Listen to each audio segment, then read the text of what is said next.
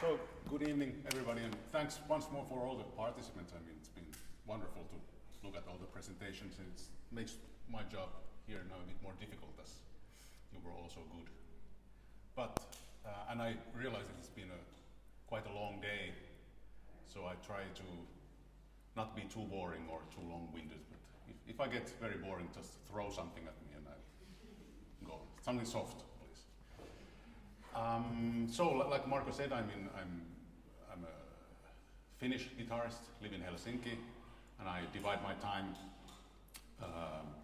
teaching a bit in the Sibelius Academy and then playing and doing musical stuff. And besides solo playing, I'm very involved in chamber music and playing with orchestras, and for some reason also I've ended up doing a lot of cooperation with not just other musicians or composers, but also artists from other genres or you know, poets and so on. And so I thought that I will share or explain this project, that is something that started from really like a very small idea, but then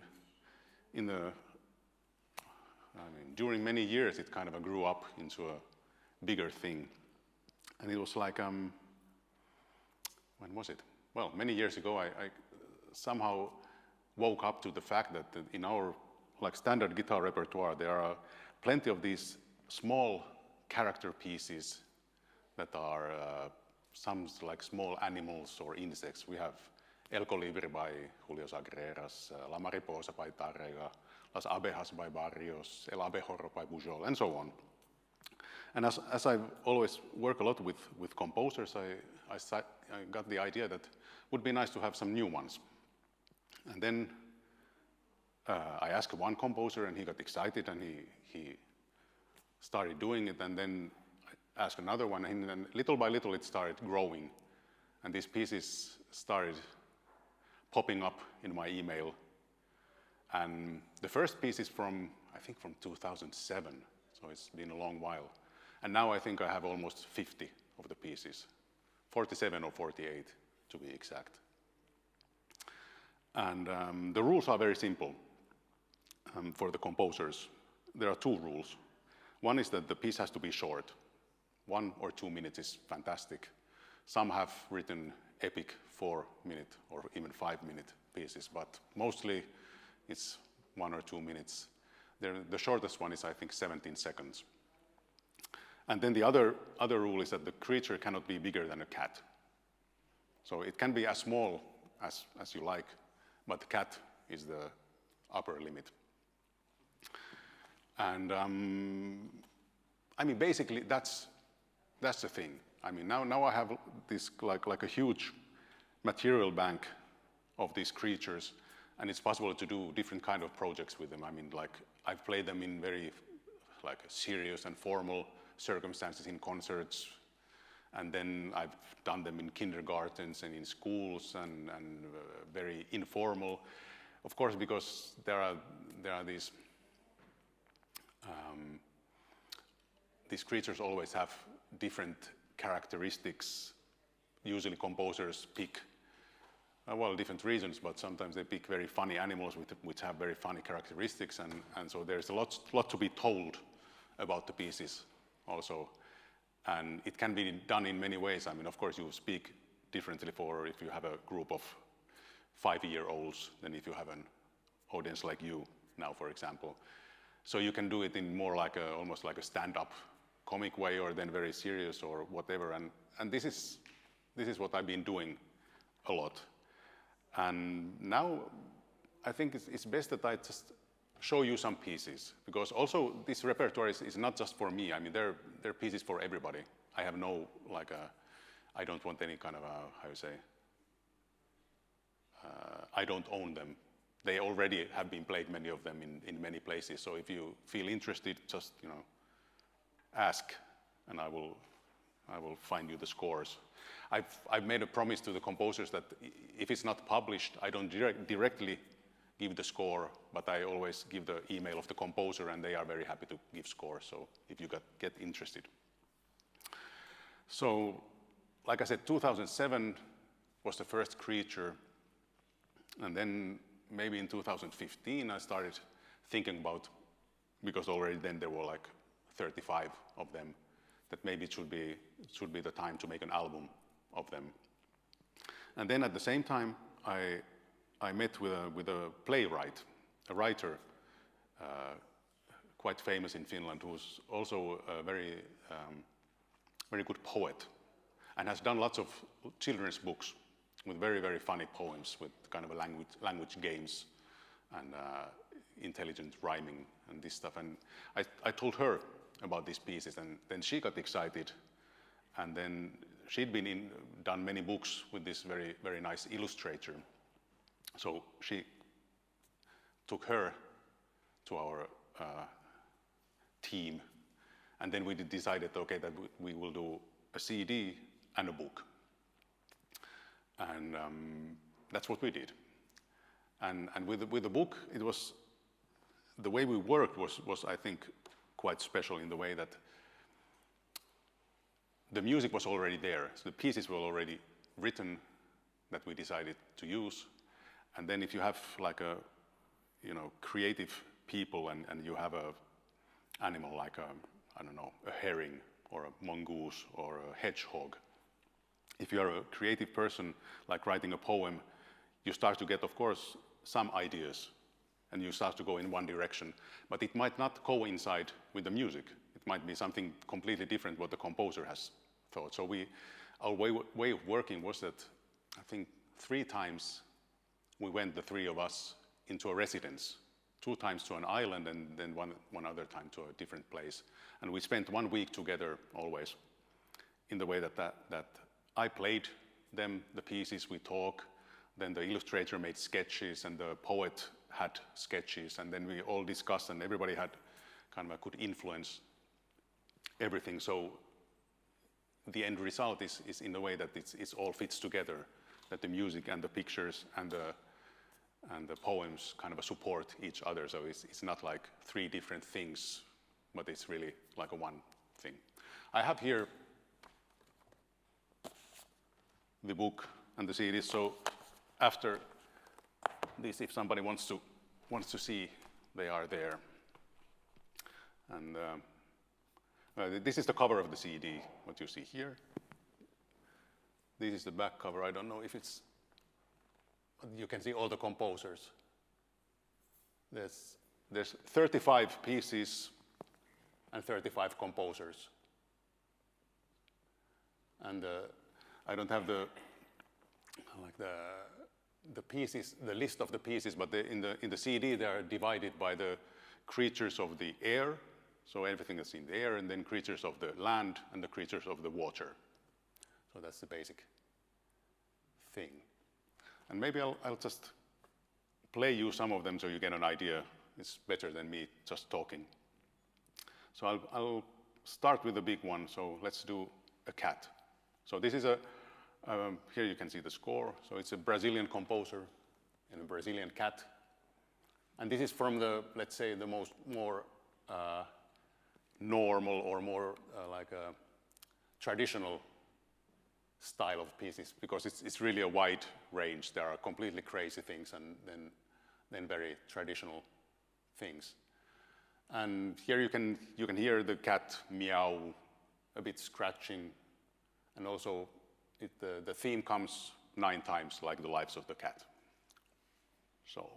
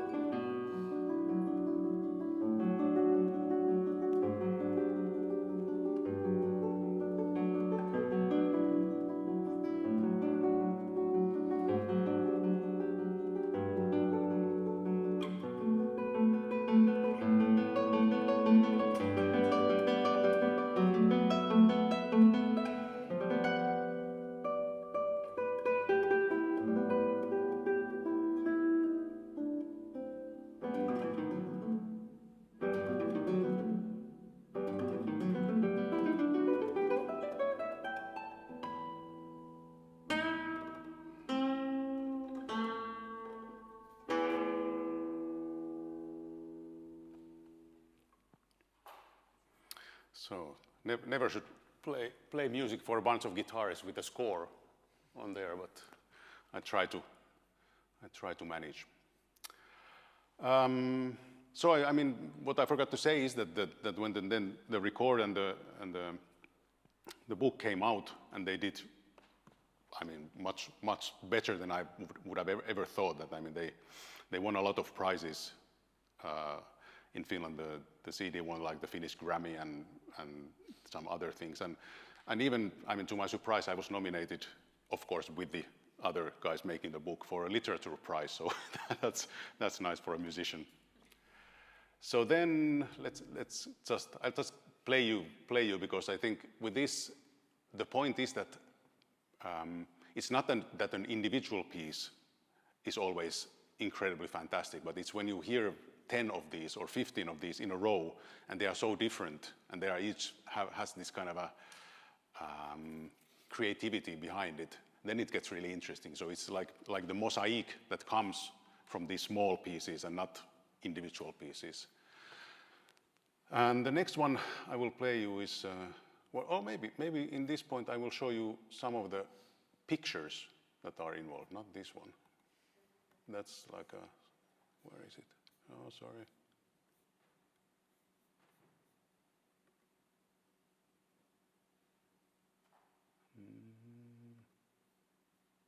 Let's go from there. So these are, I'll just show you some of the pictures. So there are two pieces of hummingbirds, colibris. Then that is the cat that you just heard. This is a crab. It's a very angry crab, very depressed, and it's the technique that the artist used that she had this very thin silk paper that she painted first, and then she cut pieces of it and put it together, and then painted also the background and some other things. So it's kind of a collage thing. The originals are very, very, very beautiful. This is an eye. It's a finger, what do you call it? A finger animal.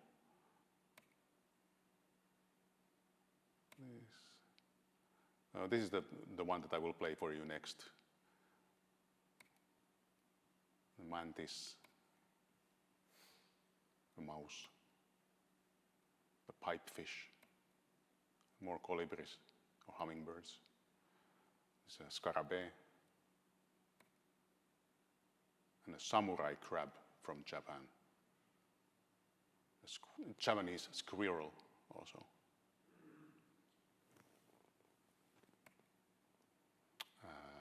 Sea hedgehog or sea urchin. Water boatman, a little insect that makes a very loud noise. Okay, that's it. Then a rat.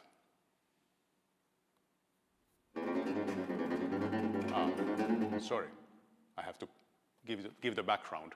I mean, the composer of this, Poul Ruders, quite famous Danish older composer, he lives outside of Copenhagen in this old wooden building, and he had a rat problem just before he composed this, that the rats invaded his house.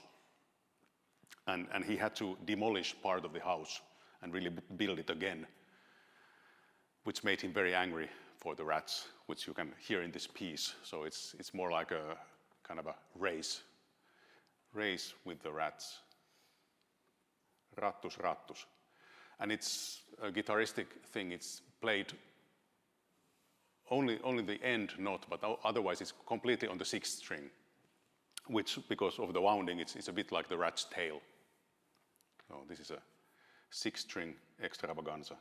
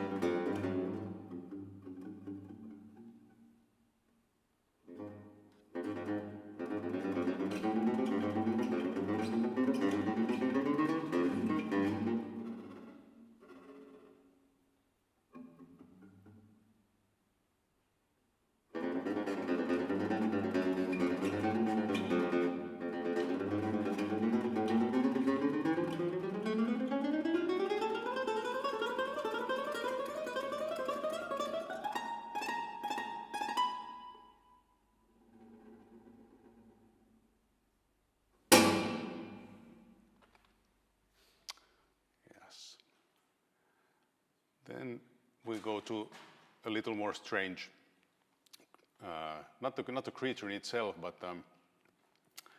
this is a hummingbird called Calypte anna. And the characteristic that the compose shows is that when the hummingbird is mating, it makes these huge dives, and its tail is constructed in the way that it clicks, this kind of a metallic clicking. The bigger the dive, more it clicks, and the more it clicks, more success it has in the mating front. And this, it's starting to get more complicated now, the notation. So the way it's played, that you have a slide, like a glass bottleneck, on your right hand, and you play with it. That's the top line. And then left hand plays what is on the other stave. And then if there is, on the right hand, if there's these plus signs, that's also that you pick on the other side of the... So it's a mess. And it gives an idea that, I mean, this piece lasts maybe a minute, I think. But it's a very...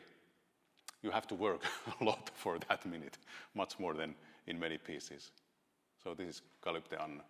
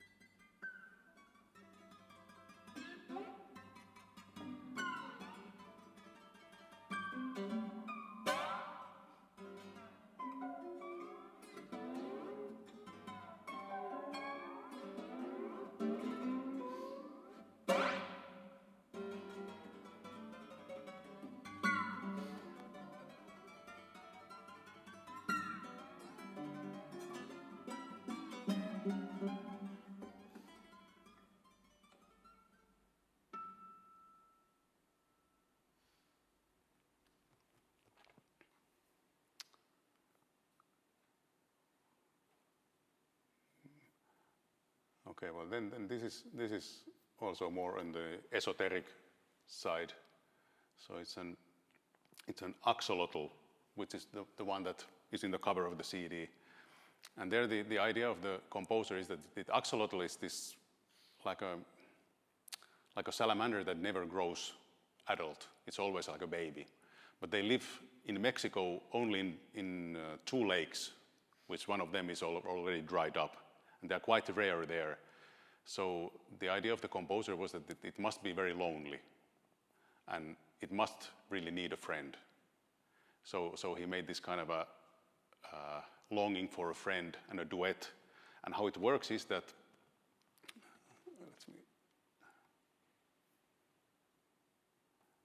so the middle stave is what you play on the guitar, and then you have a phone with some kind of a recording application. And the first line, you record. You sing the first line and you record what you sing. And then in the middle of the piece, you play back that what you recorded and you sing another voice on top of that. So you're kind of singing a duet with yourself.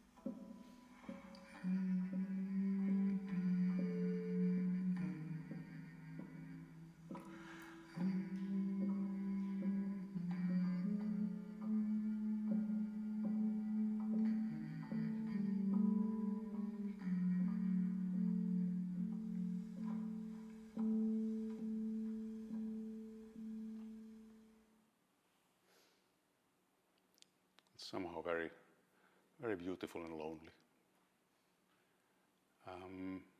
So I mean, I could go on, like, you know, there are 35 of these, so I could go on forever because it's very hard always to decide which ones to play. But I'll play you two more just because I can. So let's stay on the quiet side. This is, I'll play you this without the score, just for a change. I'll pick the animal from here. It's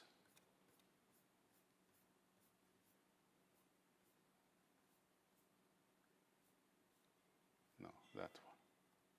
So this one. It's I don't know. Do you recognize this? Do you have this in Italy? It's this small insect on top of water. Okay. So here the idea is not so much the creature, but the kind of atmosphere what you have on a summer night if you're by a lake, which is completely calm, and there's this very serene atmosphere, and these little things are going there very slowly. That's the aim.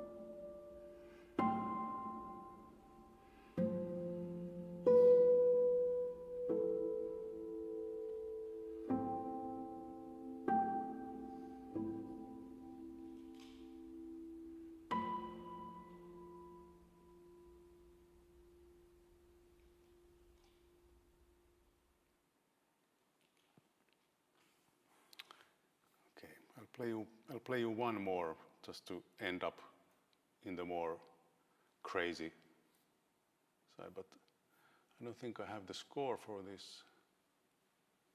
Yeah, but this is it's a nice example of, because also what these pieces, I mean, how they work with the audience is that basically, I mean, all this is, of course, I mean, it's contemporary music. It's very contemporary music, but the audience doesn't take it as contemporary music because there's the idea of the creature, the idea of the animal, or so they kind of don't even think, is this difficult music or what kind of music is that? They think of the creature and they listen to the sounds. So you kind of go around the whole I don't like contemporary music thing, and it works beautifully. I mean, children don't have prejudices anyway, but with the adults, it's more like this, that if you would say that, okay, I'm going to play now 50 minutes of contemporary music from the last 10 years, you know, many people would go immediately. But with this subject matter and with these kind of a cute and stupid guys, I mean, nobody even thinks about that. They're just somehow very, very excited. And then what it also works is that we all know that some composers who are not guitarists are afraid of composing for the guitar, because they see it as so strange. But when they are asked to compose a 1-minute piece, you know, because one idea is enough for this kind of piece, that's, you know, then it's very low, the threshold. So many composers have first written something like this, and then it has ended up to a larger cooperation, a larger piece. For example, the piece that I'm going to play for you now has this, in the end, I invented, or I found out this strange noise that you can make with the guitar, and then the composer loved it so much that then later he wrote a concerto, and there's one whole movement that's just this sound for the guitar. So it kind of went somewhere. And yes, what I should mention is that the one thing that I like very much in these pieces is that there's no money involved. I mean, none of the composers are paid anything. It's like a voluntary thing that they know about the project, and then if they want to do something, that's great, but there's no deadlines or no time limits. So it happens that somebody like Carlo Domeniconi was that we spoke, and the following day I got a score. And then some people are that you speak, and then after 7 years you get an email with something. It could be some people they have kids, and then they ask their kid that, okay, what animal should I compose, or whatever. But it's so still. I mean, I keep getting these in my email, and it's like an ongoing thing. Actually, I'm going to premiere one next Saturday again. So it's evolving. I don't know where, but somewhere. So to finish this part, I will play you. This is a water boatman, which is a small insect, very small, and it lives like in the bottom of a lake or something. And it is in the Guinness Book of Records for making the loudest noise of any animal compared to its size. It makes like 110 decibels, which is like a, I don't know, motorcycle or a jet plane. And this is something that I don't tell in the children's concerts, is by rubbing its genitals. So it's rubbing its penis to its shield. It makes this incredible noise. And I think this piece is not so much of the loudness of the noise, but how it feels for the insect, such a small thing to make such a big noise. So, water boatman.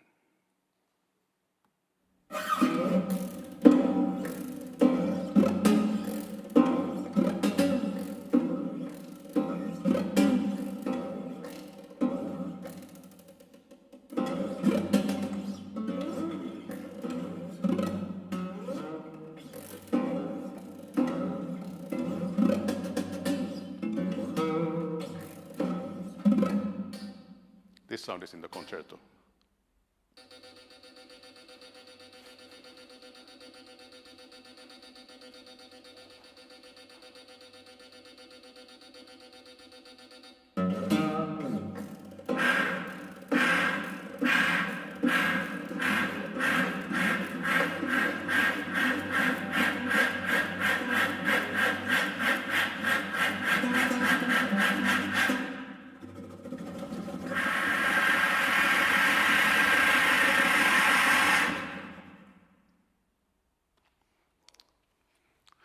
It's very intensive to perform that.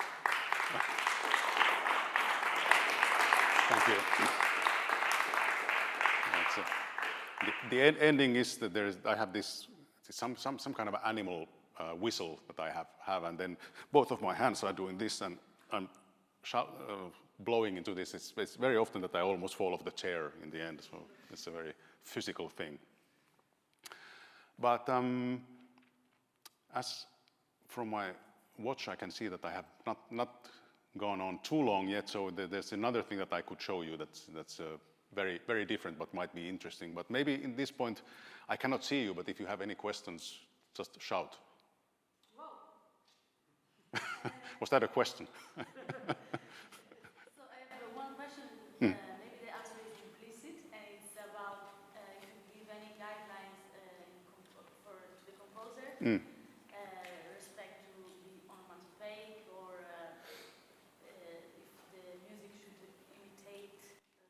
No, I give no.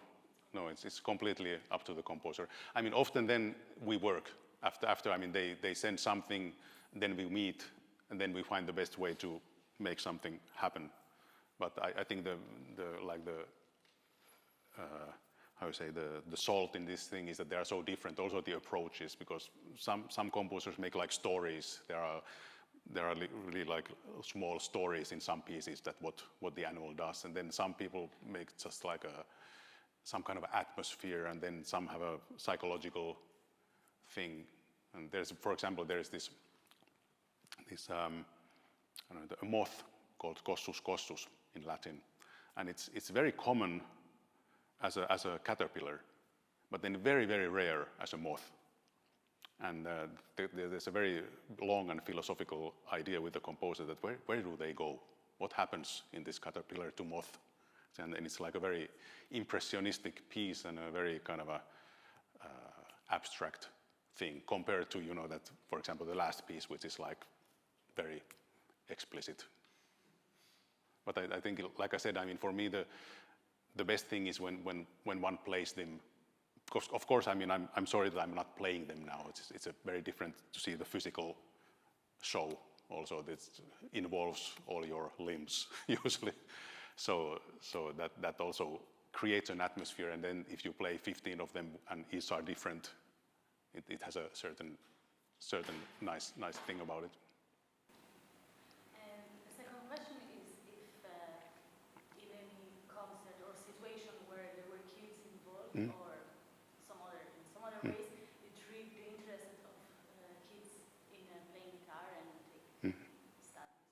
Yeah, well, I've heard about it later many times. Or you go and play, and then afterwards, some people who are, you know, the teachers of the kindergarten at school, they come to say that, okay, you know, that this happened or this happened after you play, or then they just get inspired in some other ways, that they draw little animals or whatever. But yeah, there is definitely this kind of a inspirational quality to this. And also, I mean, they work, I mean, in any language, you know, also. I've done them in many countries, even in, I mean, if I can, I speak the language, but, you know, in Japan or something, no chance. So then. And in the book there is no story or titles, so it's. In the book, I mean, it's there's like one spread for each creature, and it always has facts, like these interesting little known crazy things about these, and then a poem.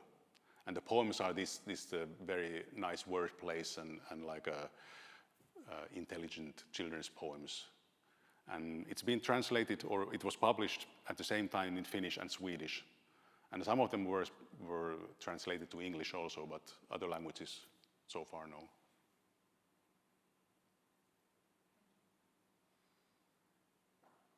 Anything else? I have actually two questions. Go ahead.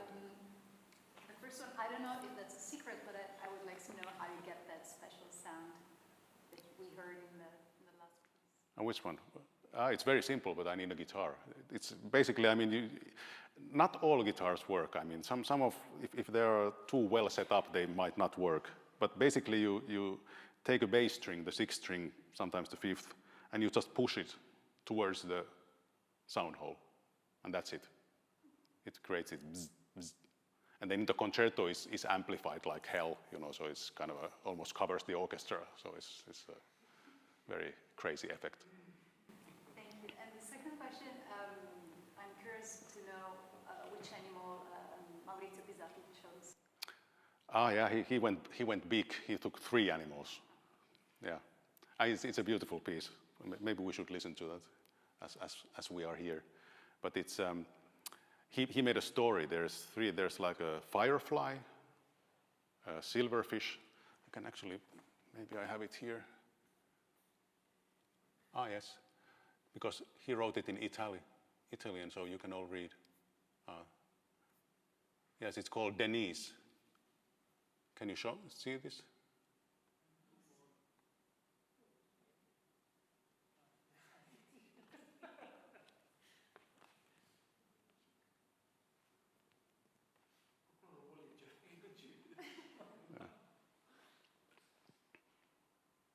Denise, ormai cresciuta e grande quanto la punta di un dito mignolo, attende ad occhi spalancati attaccata al suo rametto di corallo. Ascolta. Sente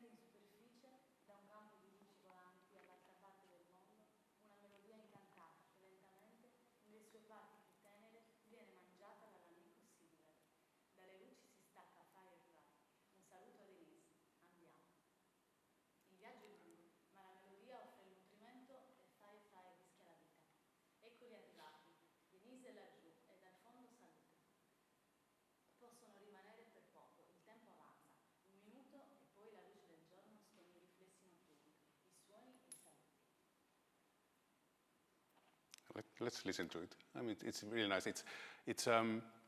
I mean, there are so much of these performance instructions that it's not time now to read it, but there are different like body percussion sounds that he and so it starts with the guitar already on the bench, and then the performer comes and makes these sounds and comes to the guitar, and then takes the guitar and all the time makes these sounds, and then starts playing mainly harmonics, and that's actually in the harmonics is a Finnish folk song that Maurizio found when he was in Helsinki. He bought a book with Finnish folk songs, so there's a Finnish folk song with harmonics, and at the same time these gestures, they come and go, and then in the end it changes. But it has a very nice magical atmosphere, so as long as we are in Italy, it's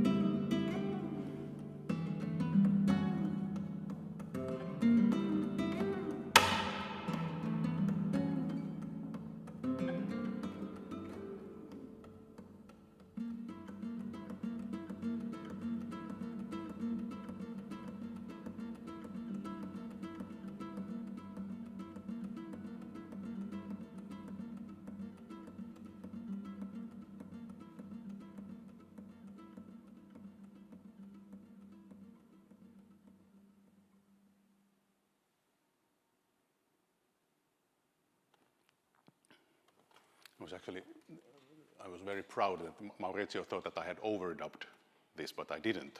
So that was a proud moment for me. You decided to have 3 animals so you could make it longer. Yes, that was the excuse. Yeah, we had to negotiate, but that was exactly, yeah. Okay, anything else from this? Okay, then I will just for the hell of it show you something else.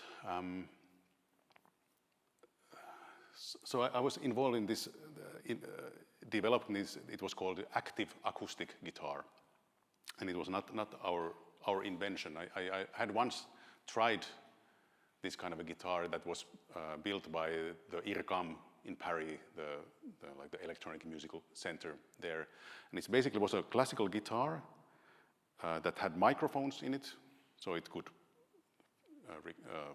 transmit, but it also had these things called actuators, which are things that are used, for example, for this kind of cell phone speakers that in itself it doesn't make any sound, but when you put it to a surface, almost any surface, it will vibrate the surface and make a sound.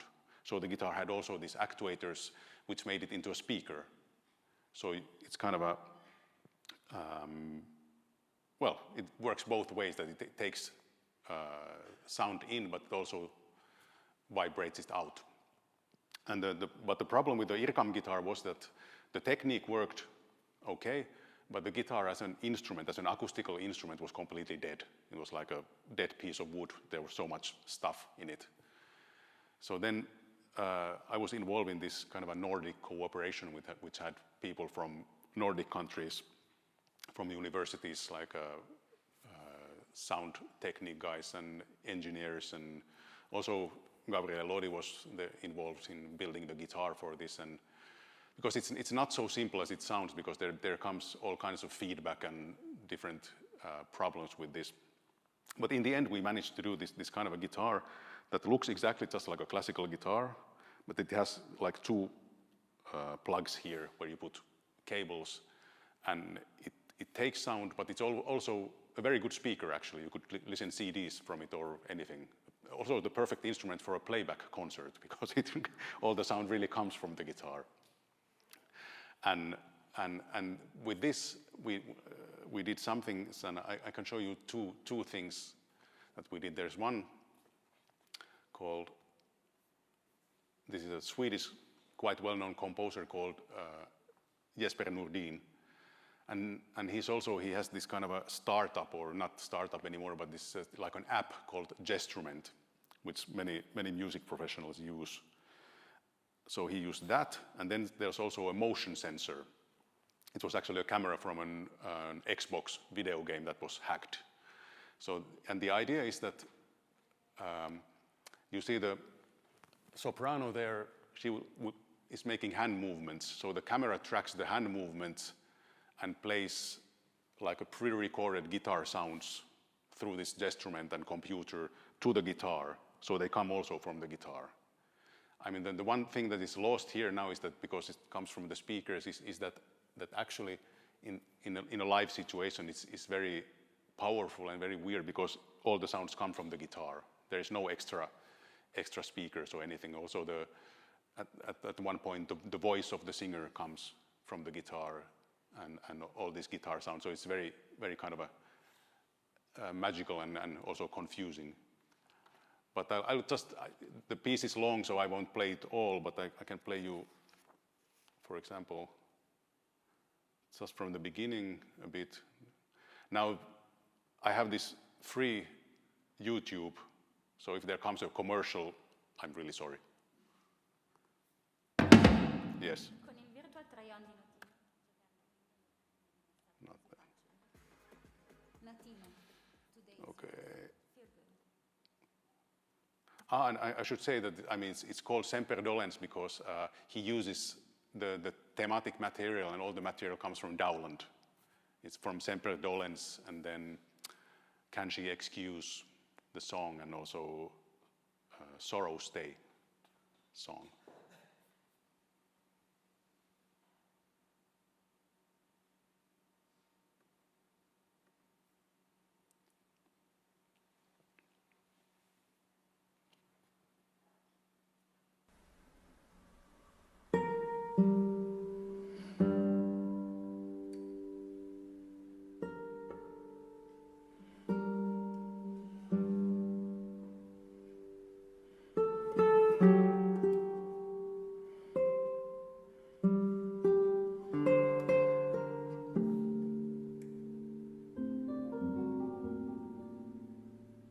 this comes from the guitar also.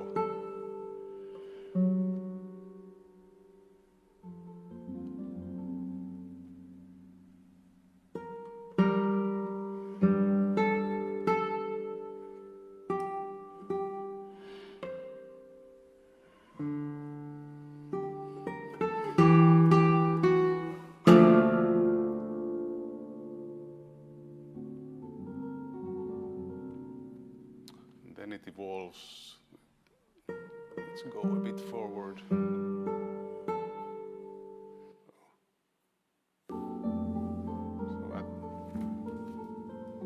So she's playing the thing all the time.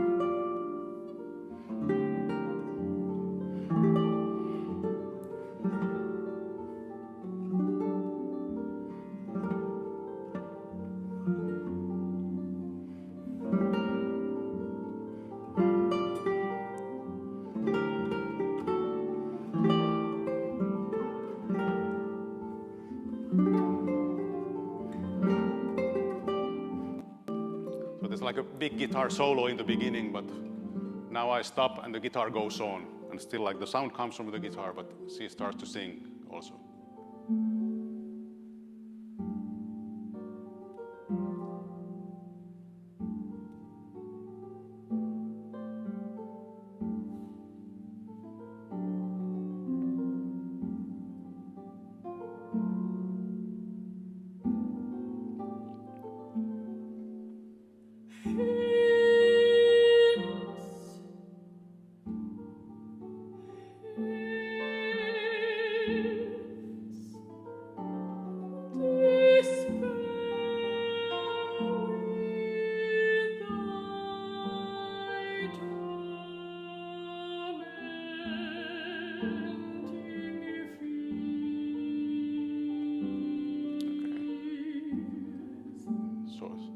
Sorry to skip, but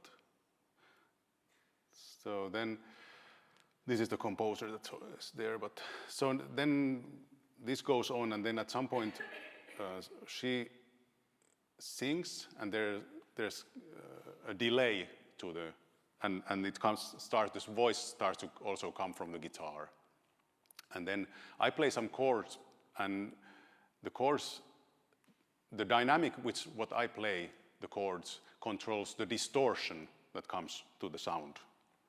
I mean, her voice starts to sound a bit like an electric guitar, but it's always connected to how I play the guitar.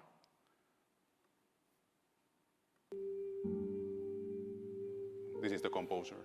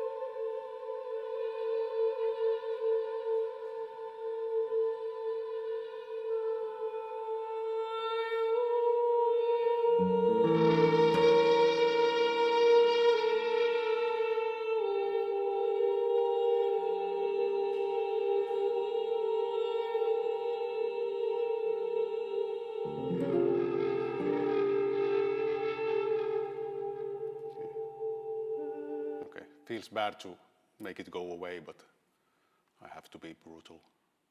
So then I will, to the end, just show some pictures of another thing involving this guitar, but now in a stage context. So there was me, a composer, and then this like a puppet artist or object artist.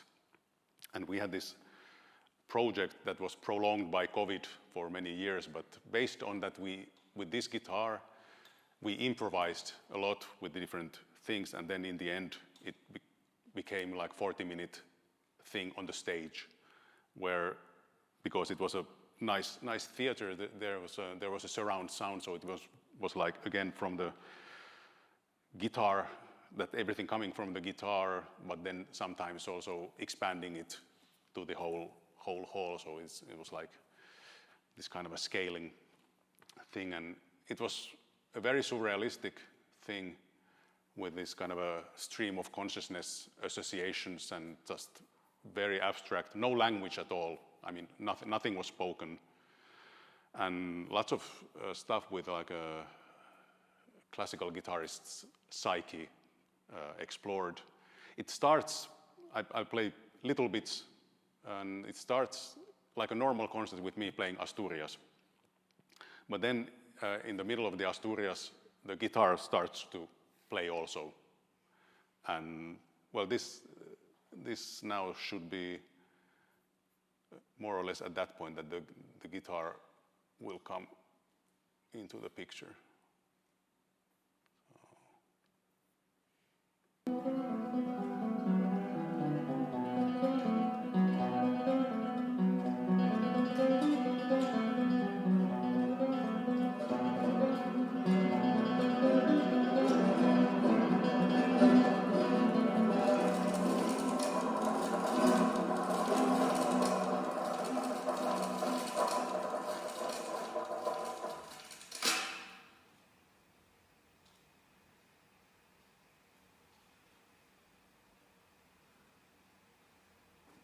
It really feels bad when you hear that sound, because it vibrates also.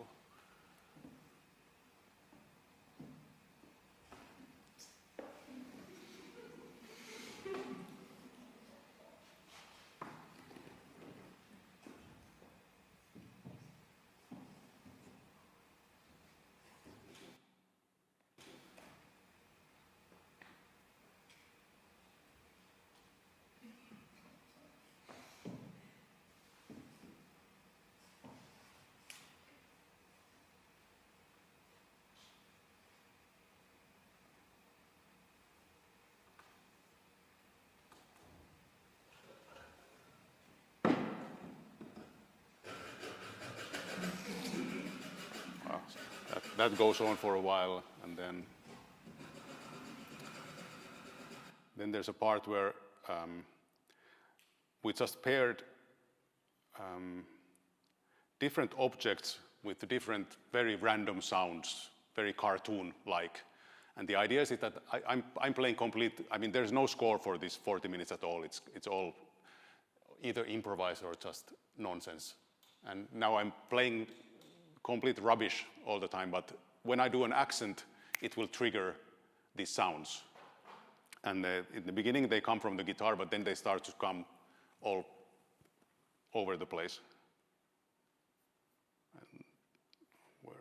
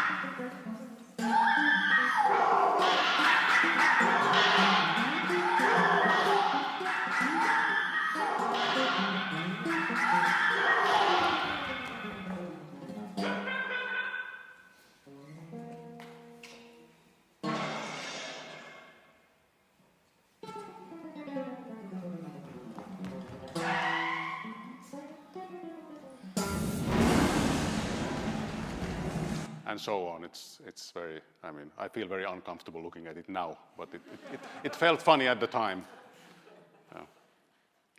Yeah.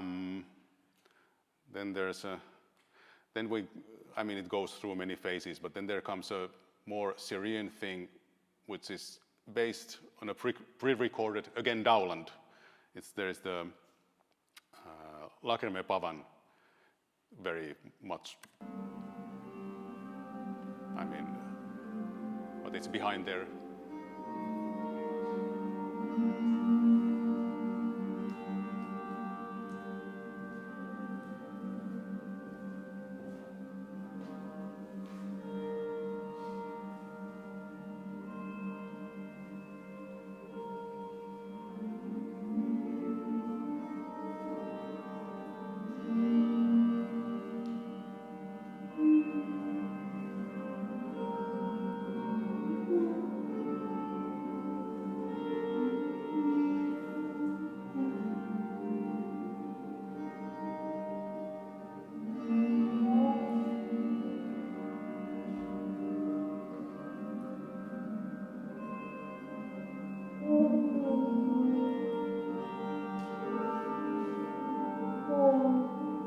These are rubber ball to the guitar, these sounds, this whoa.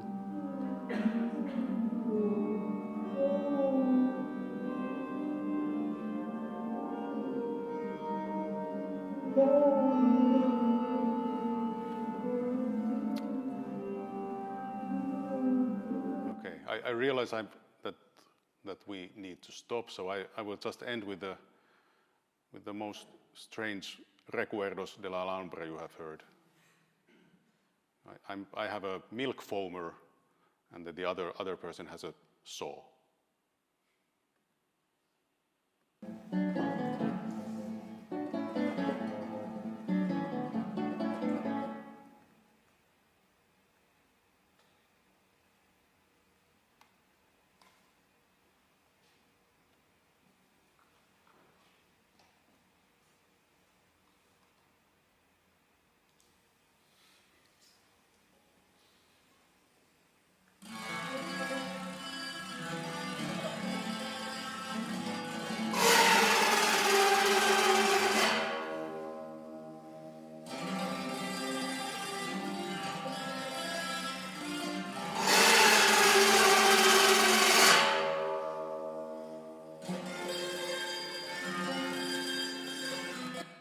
I think it's enough. Okay. Thank you. Thank you.